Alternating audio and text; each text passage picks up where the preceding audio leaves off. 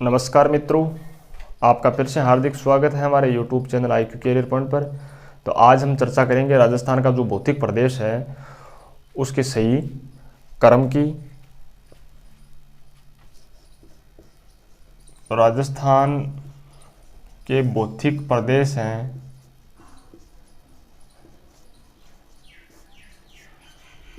उनका सही क्रम क्या है।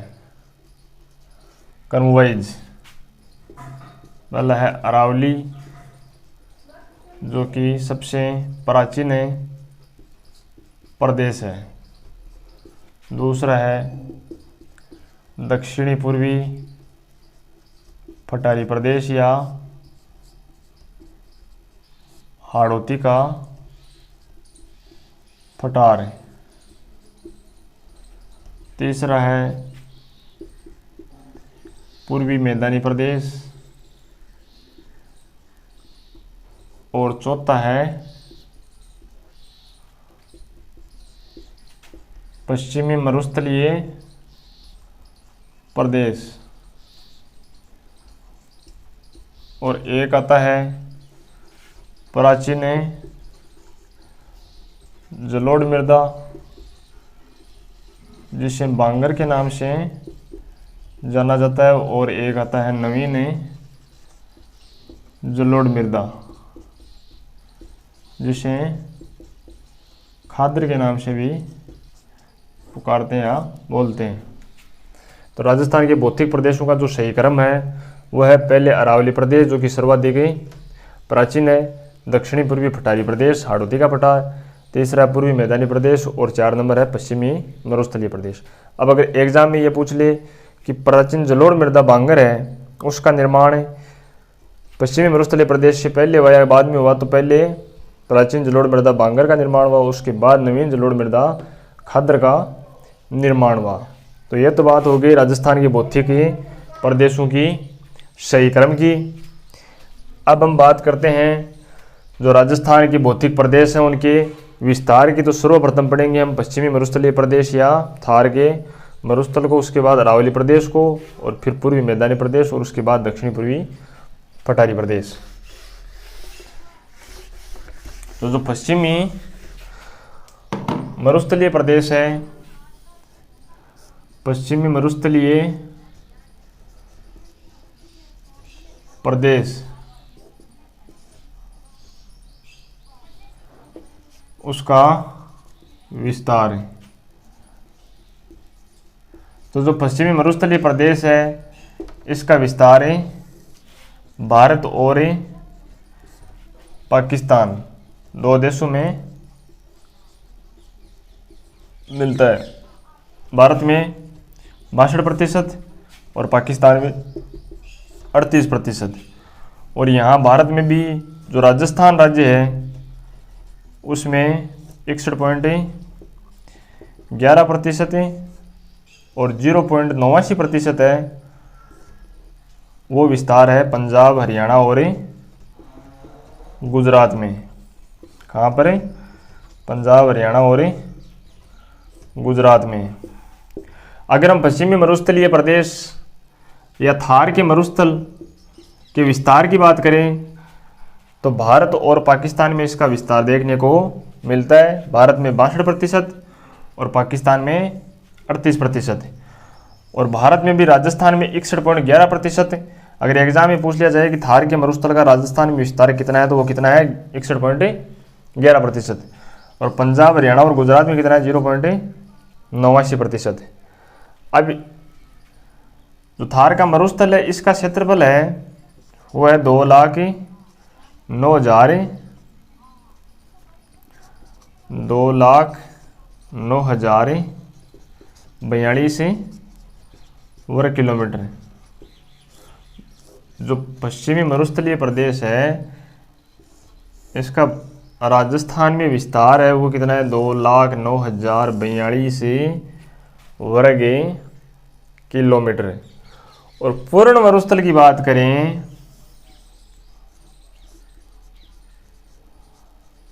तो जो पूर्ण मरुस्थल है वो है 1,75,000 वर्ग किलोमीटर। कितना है? 1,75,000 वर्ग किलोमीटर। जनसंख्या की बात करें तो जनसंख्या पाई जाती है यहाँ पर राजस्थान की 40%। जो थार का मरुस्थल है इसका विस्तार राजस्थान के 12 जिलों में है। जो राजस्थान के पश्चिमी जिले हैं, अरावली के पश्चिम में जोधपुर, पाली, नागौर, जैसलमेर, बीकानेर, गंगानगर, इन 12 जिलों में थार के मरुस्थल का विस्तार पाया जाता है और यहाँ पर राजस्थान की 40% जनसंख्या निवास करती है। तो क्षेत्रफल और जनसंख्या की कंपैरिजन की बात करें तो यहाँ पर जनसंख्या का जनघनत्व है वो सर्वाधिक न्यूनतम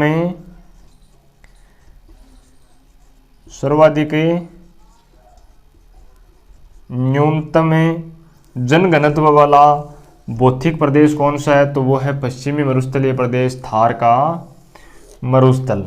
अगर एग्जाम में पूछ ले कि सर्वाधिक न्यूनतम जनघनत्व वाला भौतिक प्रदेश कौन सा है? तो वो है थार का मरुस्थल, क्योंकि यहाँ के जो क्षेत्रफल है वो है 2,09,042 वर्ग किलोमीटर और जो जनसंख्या वहाँ पर निवास करती है सिर्फ राजस्थान की 40%। तो यहाँ पर जनघनत्व है वो सर्वाधिक न्यूनतम देखने को मिलता है। अब हम बात करें तो जो पश्चिमी मरुस्थलीय प्रदेश या थार का मरुस्थल है इसकी कौन कौन सी विशेषताएं हैं? विशेषताएं हैं थार के मरुस्थल की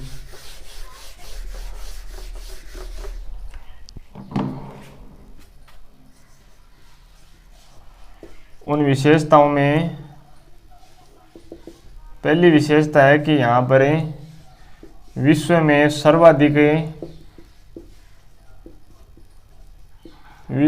सर्वाधिक जनसंख्या व जैव विविधता वाला भौतिक प्रदेश।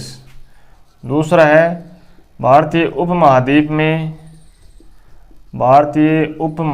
में ऋतु चक्र को नियमित करता है।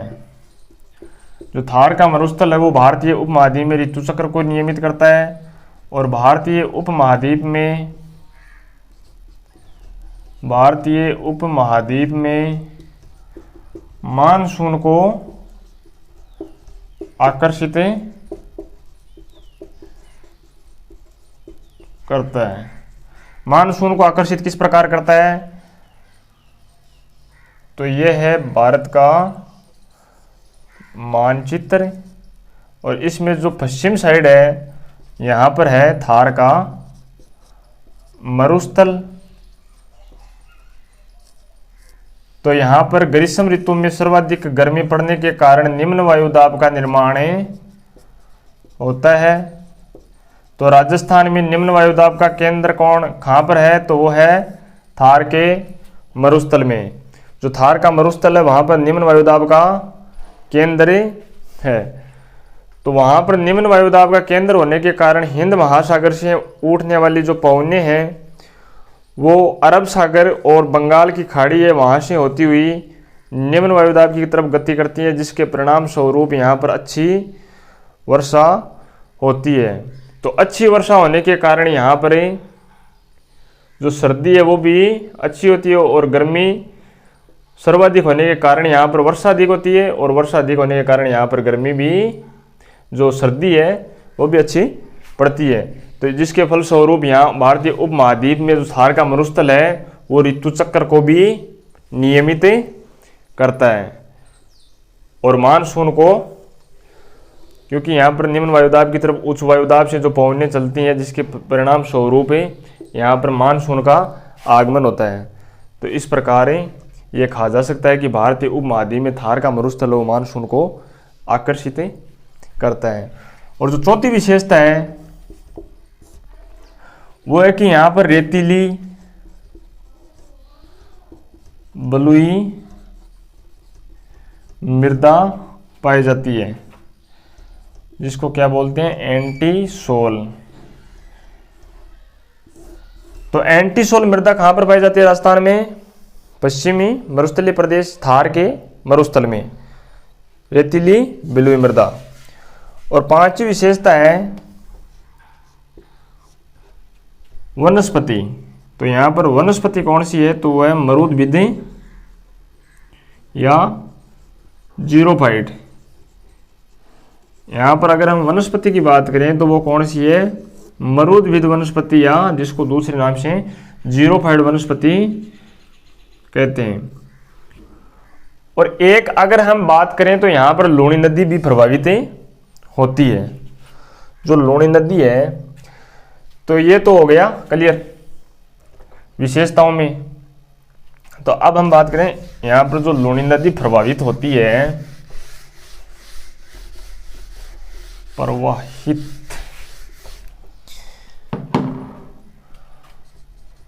लूणी नदी, जैसे ये राजस्थान का मैप है, ये है उत्तर, ये है दक्षिण, ये है पूरब और ये है पश्चिम। तो लूणी नदी है वो यहाँ से प्रवाहित होती है। तो एग्जाम में हमको ये क्वेश्चन पूछा जा सकता है कि जो थार का मरुस्थल है उसकी जो ढाल है वो कौन सी तरफ है? तो अगर हमको चार दिशाएं दे रखी हैं तो इसकी ढाल होगी उत्तर से दक्षिण, और अगर मध्यवर्ती दिशाएं भी दे रखी हैं या आठों दिशाएं हमको दे रखी हैं तो इसकी ढाल होगी, जो लूणी नदी बहती है उसके क्रम के अनुसार उत्तर पूर्व से दक्षिण पश्चिम, उत्तर पूर्व से दक्षिण पश्चिम। क्योंकि जो लूणी नदी प्रवाहित होती है वो उत्तर पूर्व से दक्षिण पश्चिम की तरफ प्रवाहित हो रही है, तो इसकी ढाल है वो थार के मरुस्थल की वो भी उत्तर पूर्व से दक्षिण पश्चिम में होगी। तो ये बात हो गई इसके ढाल की। अब हम बात करें राजस्थान का जो भौतिक प्रदेश है,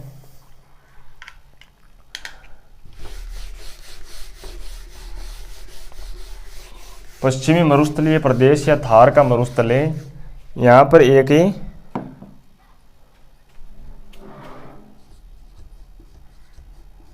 लायोस का निर्माण होता है। लायोस किसको बोलते हैं? रेतीले मैदान। यहां पर जो पवने हैं या हवाएं हैं वो 32 किलोमीटर पर घंटे की रफ्तार से चलती रहती हैं, जिसके कारण जो मिट्टी है वो एक स्थान से उठकर दूसरे स्थान पर जमा हो जाती है, जिसके परिणाम स्वरूप रेतीले मैदानों का निर्माण होता है, जिसे क्या बोलते हैं? लायोस बोला जाता है। तो इस प्रकार यहाँ पर जो लायोस हैं उनका निर्माण होता है। और जो पश्चिमी मरुस्थलीय प्रदेश है उसका सर्वाधिक विस्तार जैसलमेर जिले में देखने को मिलता है, जिसके परिणाम स्वरूप जैसलमेर जिले में जो रेतीले मैदान है उनका सर्वाधिक निर्माण होता है। और यहाँ पर जो पवने हैं वो मिट्टी को एक स्थान से दूसरे स्थान पर ही मिट्टी का क्या करती हैं? अपर्दन करती हैं, जिसके परिणाम स्वरूप यहाँ पर वायु का वो सर्वाधिक अपर्दन होता है। वायु का सर्वाधिक अपर्दन राजस्थान में कहाँ पर होता है? तो वो होता है थार के मरुस्थल में। थार के मरुस्थल में वायु का जो वायु है वो सर्वाधिक अपर्दन मिट्टी का करती है। मिट्टी का अपर्दन सर्वाधिक किसके द्वारा होता है? वायु के द्वारा। तो ये हो गई जो पश्चिमी मरुस्थलीय प्रदेश या थार का मरुस्थल है उसकी विशेषताओं के बारे में चर्चा। और कल हम करेंगे जो भौतिक प्रदेश है थार का मरुस्थल है इसके वर्गीकरण के बारे में, कि कौन सी जो वर्षा रेखा है वो इसको दो भागों में विभाजित करती है। इस प्रकार हमें कल की वीडियो में चर्चा करेंगे। तो आज के लिए बस इतना ही। Thank you very much. Video को शेयर ज़रूर करें और सब्सक्राइब करना ना भूलें। जय हिंद।